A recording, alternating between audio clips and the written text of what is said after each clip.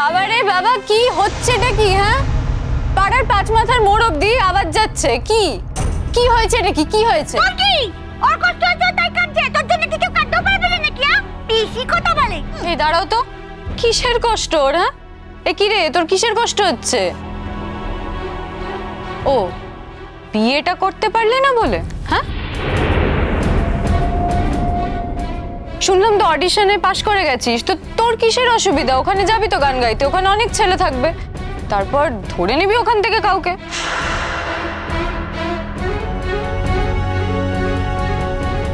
বাহ, কি কথা বলা ছিরি চরিত্র। হ্যাঁ বাহ, যেভাবে যার সাথে কথা বলা উচিত দাদা ভাই, আমি তার সাথে সেভাবেই কথা বলছি। এই শোন, বাড়িতে তো দুদিন পর বিয়ে, সেটা তুই খুব ভালো করে জানিস। এখন চোখের সামনে আমি যদি সারাক্ষণ দেখি তুই যার সাথে আমার বিয়ে হচ্ছে তার জন্য কান্নাকাটি করে মরছিস, তাহলে আমার কতটা কষ্ট হবে তুই বুঝতে পারছিস না নাকি? তুই বুঝতে চাস না? তোরা কেউ বুঝতে চাস না। হ্যাঁ দাদা ভাই, আচ্ছা তুই তো এসবের মধ্যে ঢুকতিস না আগে, তা এখন হঠাৎ করে তুই কেন ইনভলভড হচ্ছিস? কে? ওই বৌমনি বলেছে তোকে ইনভলভড হতে? চড়ুই। মানে তোমরা এতদিন ধরে তাকে কোনো সমস্যার কথা জানাওনি, সে জানতো না তাই সমস্যার মধ্যে থাকেনি। আজকে সে জেনেছে বলে সমস্যার মধ্যে আছে। এতদিন ধরে থাকেনি বলে যে চিরকাল থাকবে না তেমন তো না চড়ুই। হ্যাঁ, আমি জানিয়েছি সমস্যার কথা, তোমার দাদাভাইকে আমি জানিয়েছি।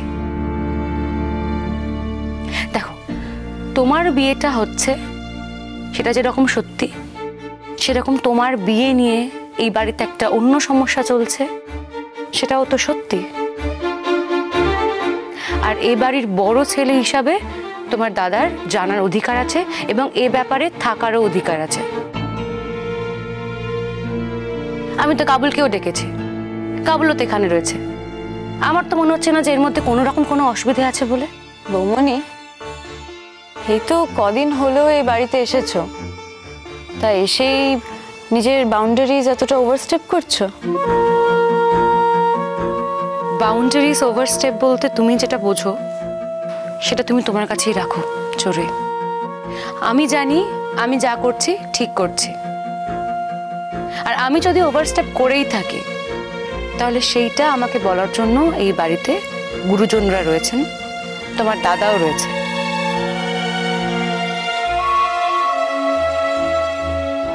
তোমার কাছ থেকে আমি এই কথাটা শুনবো না চোরে। চড়ুই, ঘরে যা। কেন? আমি কেন ঘরে যাব? হ্যাঁ, আমি বুঝতে পারছি না, আমাকে কেন ঘরে যেতে বলছিস? তোরা সবাই মিলে এখানে বসে ওর কান্নাকাটি শুনতে পারছিস, কিন্তু আমি যখন আমার বিয়ের ডিসকাশন করতে আসছি তখন আমাকে ঘর দেখাচ্ছিস। সত্যি করে বলতো, তোর কাছে কোনটা বেশি ইম্পর্টেন্ট? তোর বোনের বিয়েটা ইম্পর্টেন্ট নাকি ওই কাজের মেয়ের বিয়ে ভেঙে গেছে সেটা? না বৌমনি, তুমি বলো না কোনটা তোমার মনে হচ্ছে বেশি ইম্পর্টেন্ট? আমার বিয়েটা বেশি ইম্পর্টেন্ট নাকি ওর বিয়ে ভেঙে গেছে সেটা? বলো। হই দেখো, আর আমি তো একটা কথা বুঝতে পারছি না। দেখ দাদা ভাই, ওর সাথে লালনের বিয়ে হওয়ার কথা ছিল না তাই হয়নি, আমার সাথে বিয়ে হওয়ার কথা তাই বিয়ে হচ্ছে। As simple as that. এটা কেউ বুঝছে না কেন?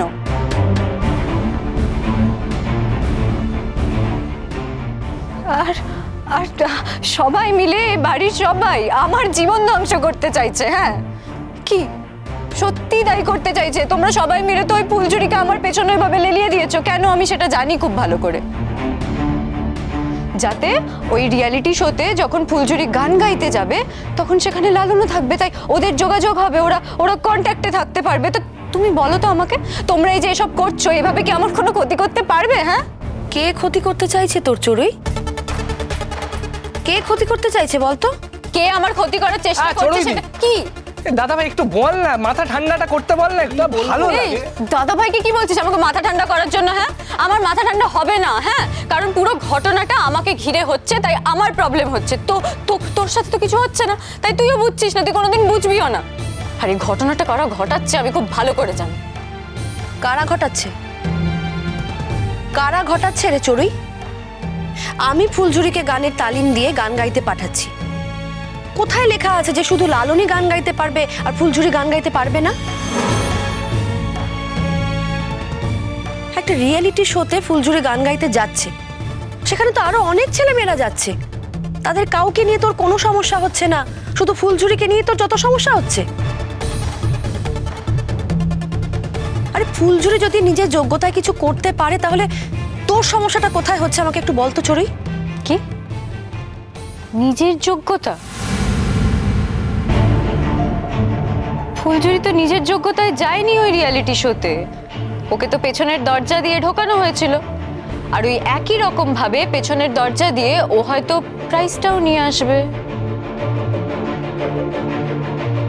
বলা যায় না, তাই না? দেখ, একটা রিয়েলিটি শো এর ফাংশনে অনেকগুলো বিচারক থাকে। তোর কি মনে হয় ওরা সকলেই ফুলঝুরিকে প্রাইজটা দিয়ে দেবে?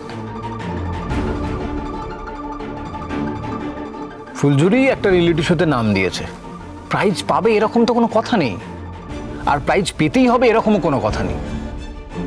প্রাইজটা ও পেতে পারে, আবার লালনও পেতে পারে, আর এছাড়া ওরা ছাড়াও তো আরো অনেক ট্যালেন্টেড ছেলেমেয়ে নাম দিয়েছে, তারাও তো পেতে পারে। উল্টো পাল্টা বোকাটা থামা না এবার। আমি শুধু শুধু অশান্তি করছি না দাদা ভাই, আমি অনেক সহ্য করেছি, আর সহ্য করতে আমি পারছি না। দুদিন পর যার সাথে আমার বিয়ে হবে তাকে নিয়ে এবাড়ির কাজের মেয়ের শোক উতলে উঠছে। At the end of the day ও তো একটা কাজের মেয়ে না? আমি কি করে সহ্য করবো বলতো এগুলো? এই পুরো জিনিসটা আমার কতটা কষ্ট হচ্ছে, আমার কতটা খারাপ লাগছে, সেটা কেন বুঝছিস না দাদা ভাই? হ্যাঁ, আমি জানি তুই বুঝবি না, কোনোদিন কেউ বুঝবি না। আমি হাত জোড় করে বলছি তোমাকে চড়ুই দিদি, দোহাই তোমার, আমাকে না দয়া করে আর বিধো না গো। দেখো, লালনের দুঃখটাই যে আমার জীবনে সব থেকে বড় দুঃখ সেটা কিন্তু নয়, আমার জীবনের আরো বড় দুঃখ আছে গো। তোমার হয়তো মনে নেই, আমি সদ্য জেনেছি গো, যাদের আমি বাপ মা বলে মনে করি তারা আমার বাপ মা নয়। হ্যাঁ, তুমি অবশ্য তার ব্যাখ্যা দিয়েছো। আমি কোন পাপের ফল? হ্যাঁ, হতে পারি আমি কোনো পাপের ফল, কিন্তু সেখানে আমার দোষটা কোথায় বলো তো? আমি তো আর নিজের ইচ্ছে পৃথিবীতে আসিনি গো, আমাকে পৃথিবীতে আনা হয়েছে তাই আমি এসেছি। আরেকটা কথা বলি, আমি তোমাকে হিংসে করি না চড়ুই দিদি। তুমি লালনকে পছন্দ করো, লালনও তোমাকে পছন্দ করে, তাই তোমাদের বিয়েটা হচ্ছে। এতে আমার হিংসের কি আছে বলো তো? তবে হ্যাঁ, আমার খারাপ লাগে বারবার যখন আমার কানের সামনে লালনের নামটা ওঠে, তখন আমার খারাপ লাগে। এই যে তুমি বারবার লালনের নাম তুলে আমার সঙ্গে কথা বলছো না, আমার খারাপ লাগছে চড়ুই দিদি, খুব খারাপ লাগছে। আরেকটা কথা বলি, এই যে গানের প্রতিযোগিতায় যাওয়ার কথা বলছো না, সেটা বড় মামি, দিদা, বড় মামু, ছোট মামু এরা চেয়েছে বলেই আমি আজ গানের প্রতিযোগিতায় যাচ্ছি, তা না হলে কিন্তু আমি যেতাম না গো। হ্যাঁ, তোমার হয়তো মনে হচ্ছে যে লালনের সাথে টক্কর দেওয়ার জন্য, লালনের সঙ্গে দেখা করার জন্য, মেলামেশা করার জন্য আমি হয়তো যাচ্ছি, কিন্তু সেটা নয়। তুমি আমার কথা বিশ্বাস করো কি না করো, যেটা সত্যি আমি তোমাকে সেটাই বললাম। ন্যাকামো করছিস কেন এখানে দাঁড়িয়ে দাঁড়িয়ে? হ্যাঁ, ন্যাকামোটা নিজের কাছে রাখ না। এখন তো মনে হচ্ছে বাড়িতে আমার ঢোকাও যাবে না, সারাক্ষণ একটা প্যাচার প্যাচার লেগে থাকে। আর এই আপদ তো কোনোদিন বিদায় হবে না আমাদের বাড়ি থেকে। আমি ধুলো কণা